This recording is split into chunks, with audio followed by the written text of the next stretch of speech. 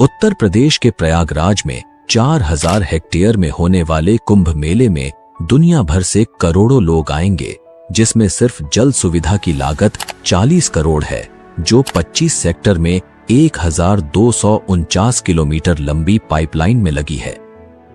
2013 में आयोजित महाकुंभ मेला अब तक का सबसे बड़ा धार्मिक आयोजन माना गया था, जिसमें करीब 12 करोड़ से अधिक श्रद्धालु शामिल हुए थे।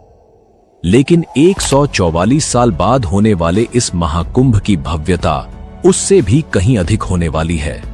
देश विदेश से 40 करोड़ से ज्यादा श्रद्धालुओं के आने की उम्मीद है और इसकी विशालता का अंदाजा इसी बात से लगाया जा सकता है कि इसका अनुमानित बजट 6,382 करोड़ रुपए है। भारतीय अंतरिक्ष एजेंसी इसरो का कहना है कि कुंभ मेला इतना विशाल और भव्य होता है कि इसे अंतरिक्ष से भी देखा जा सकता है। लेकिन आपके मन में यह सवाल जरूर उठता होगा कि यह इतना विशाल और प्राचीन आयोजन आखिर शुरू कहां से हुआ और इसके पीछे का इतिहास क्या है?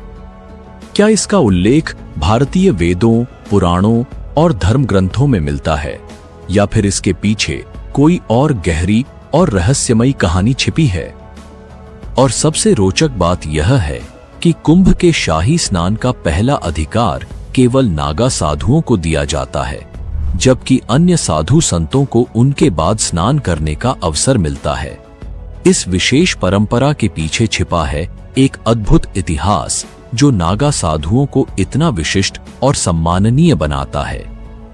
महाकुंभ का आयोजन प्रयागराज के त्रिवेणी संगम पर होता है, जहां गंगा, यमुना और सरस्वती नदियों का संगम माना जाता है। लेकिन यहां केवल गंगा और यमुना ही दिखाई देती हैं। तो आखिर कलयुग में सरस्वती नदी अदृश्य क्यों हो गई? क्या यह केवल एक धार्मिक मान्यता है, या इसके पीछे कोई गहराई से छिपा हुआ वैज्ञानिक रहस्य है? और प्रयागराज में स्थित अक्षयवट, जिसे अमर वृक्ष माना जाता है, जो सृष्टि के विकास और प्रलय का साक्षी रहा है, इसके पीछे का इतिहास और महत्व भी जानेंगे। 2025 के महाकुंभ में भारत के 13 प्रमुख अखाड़े हिस्सा लेने वाले हैं। जानेंगे कि अखाड़ों का इतिहास क्या है, उनका विशेष महत्व क्या है, और इस बार किन्नर अखाड़े को शामिल करने के पीछे की वजह क्या है।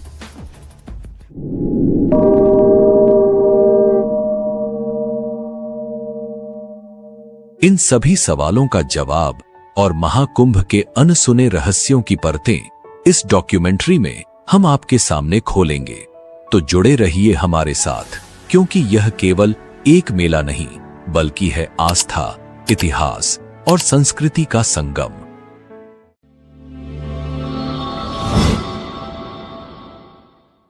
प्राचीन ग्रंथों में कुंभ मेले का स्पष्ट उल्लेख नहीं मिलता, फिर भी इसे भारत का सबसे बड़ा तीर्थ माना जाता है।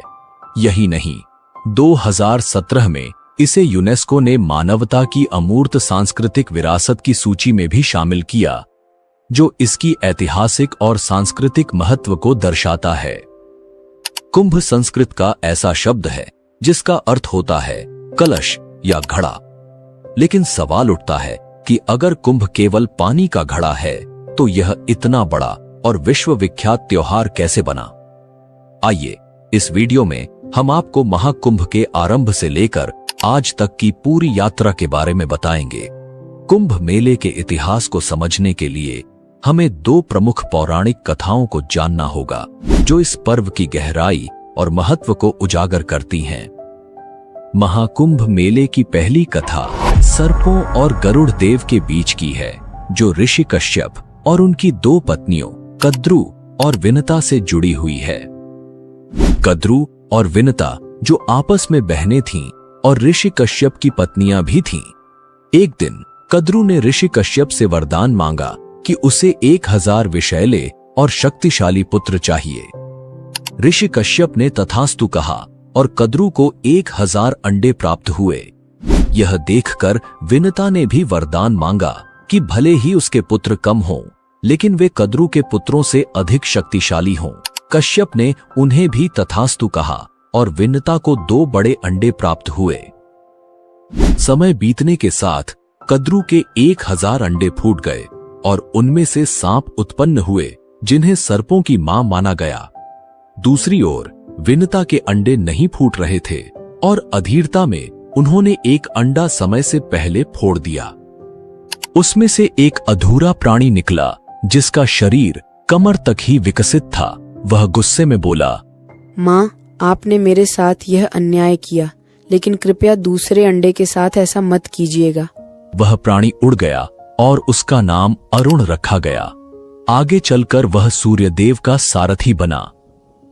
एक दिन कद्रू और विनता ने सूर्यदेव के सफेद घोड़े को देखकर शर्त लगाई। विनता ने कहा कि यह घोड़ा पूरी तरह सफेद है, जबकि कद्रू ने कहा कि उसकी पूंछ काली है। यह शर्त प्रतिष्ठा पर आ गई और तय हुआ कि जो भी हार जाएगा उसे दासी बनना पड़ेगा। कद्रू ने अपने नागपुत्रों से कहा कि वे सूक्ष्म रूप धारण कर घोड़े की पूंछ से चिपक जाएं ताकि वह काली दिखाई दे। नागों ने ऐसा ही किया और कद्रू शर्त जीत गई। विनता को हार मानकर दासी बनना पड़ा। कुछ समय बाद विनता के दूसरे अंडे से एक शक्तिशाली प्राणी निकला जिसका चेहरा गरुड़ पक्षी जैसा था और शरीर मनुष्य जैसा। उसका नाम गरुड़ रखा गया।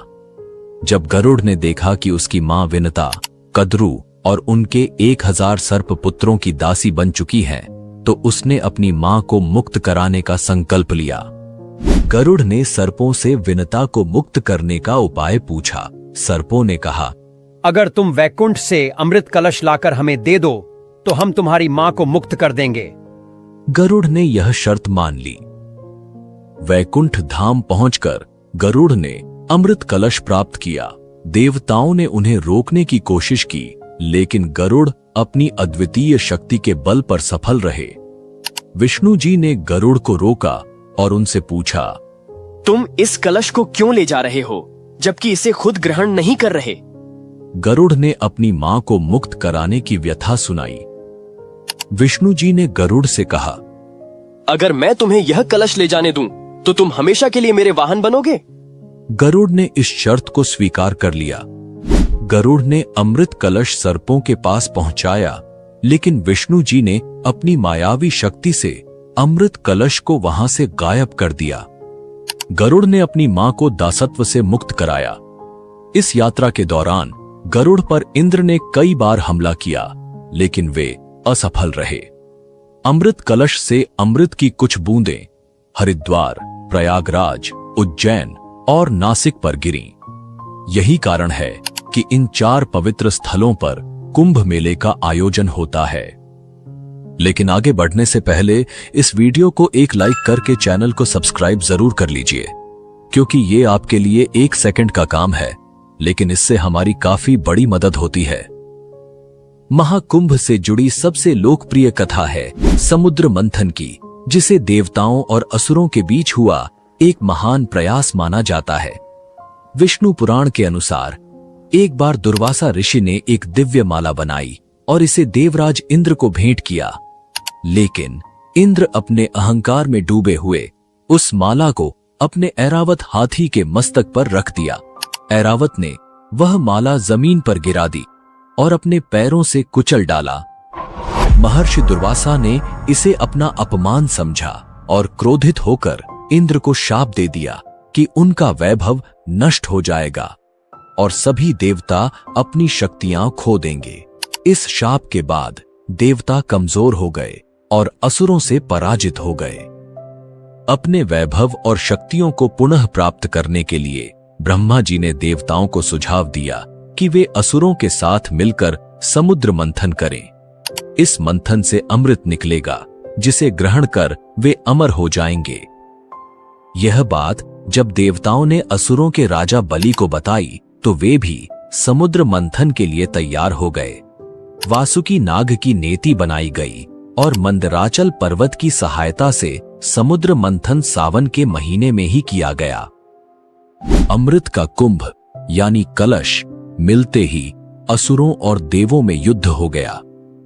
वामन पुराण के अनुसार आचार्य बृहस्पति ने इंद्र के पुत्र जयंत को संकेत दिया कि वह अमृत कुंभ लेकर भाग जाए। दैत्यों ने उसका पीछा 12 दिन तक किया, जो कि 12 वर्ष